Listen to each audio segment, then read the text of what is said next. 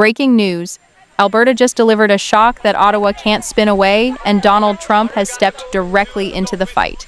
The oil war between Alberta and Canada is no longer just a domestic feud. It's international now. Alberta is raising the stakes, and Trump is giving it firepower. For decades, Alberta has been treated as Canada's ATM. Billions stripped out every single year through equalization. Ottawa grabs the money, funnels it east, and leaves Alberta with scraps. Now, in the middle of an oil clash that could decide Canada's economic survival, Alberta is saying enough. The province just made a move that threatens the entire foundation of Confederation. The demands are crystal clear. Scrap Bill C-69, the No Pipelines Bill, kill the tanker ban, end the emissions cap, return Alberta's carbon tax control, guarantee export corridors. These are ultimatums, not requests. Danielle Smith has made it clear, Alberta will not be Ottawa's punching bag. And if Ottawa refuses, independence is no longer theory, it's action. This is the shock. Alberta isn't waiting quietly anymore. 5 months into the 6-month ultimatum, Ottawa hasn't moved an inch, and Alberta just escalated. Danielle Smith opened direct talks with American officials, including allies of Donald Trump, to secure energy partnerships that bypass Ottawa entirely. Think about that. A Canadian province forced to negotiate with Washington like a sovereign state. That's how broken this federation is. And Trump, he smelled opportunity the second he heard it. He's no stranger to using oil as a weapon, no stranger to hammering Ottawa, and absolutely no stranger to playing kingmaker in global energy wars. The bold move came fast. Trump floated direct U.S.-Alberta energy deals, pipelines southward, and American investment into Alberta's oil sands without Ottawa in the picture.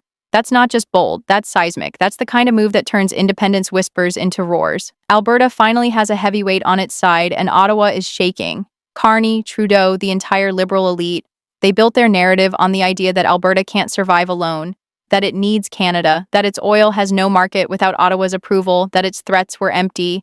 But Trump's move just destroyed that lie. The U.S. is the largest energy consumer on Earth. Alberta has the resources, Ottawa is the middleman, and Alberta is finally cutting out the middleman. This is what shocks the system. Alberta is calling Ottawa's bluff. Trump is proving Alberta has partners ready to act. The oil clash just became an international showdown. Ottawa says climate commitments matter more than pipelines. Alberta says survival comes first. And Trump says America first means Canadian oil can flow south as long as Ottawa isn't the one controlling it. The numbers don't lie. Every single year, Alberta loses $20 to $22 billion to Ottawa. Over 50 years, more than $600 billion drained. Money that could have built hospitals, schools, infrastructure, and technology at home. Instead, it bankrolls provinces that mock Alberta while cashing its checks.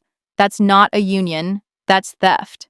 That's why Alberta's shock isn't just a bargaining chip, it's a survival strategy. And Ottawa, they're panicking. They know Alberta's petitions are already beyond the threshold, 240,000 pledges in hand, a referendum no longer a dream but a locked-in legal reality. Carney thought this would stay fringe, but polls show 45% of Albertans in favor of independence in just 8 weeks. Among conservatives in Alberta, it's 70%. That's not a minority. It's the majority voice of the province. Now add Trump into the mix, the man who rewrote NAFTA, who slapped tariffs on Ottawa, who forced Canada to the table under pressure. He sees Alberta as leverage, as an energy powerhouse that could be America's ally, not Ottawa's prisoner. His bold move gives Alberta something it never had before, international legitimacy. And once that legitimacy is real, the rest of Canada's western provinces start to move. Saskatchewan is already drafting independence petitions.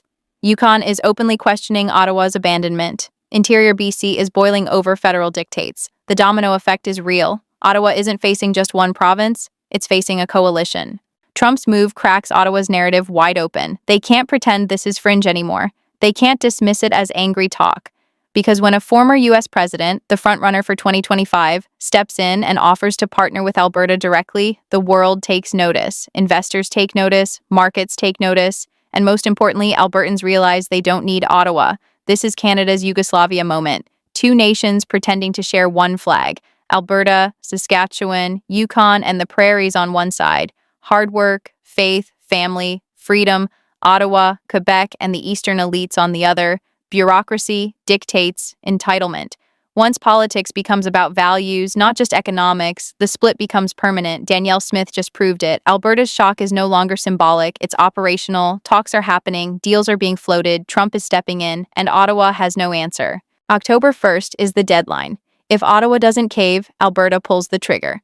And when Alberta pulls, Saskatchewan follows. Yukon joins. Interior BC piles in. That's not rebellion. That's survival.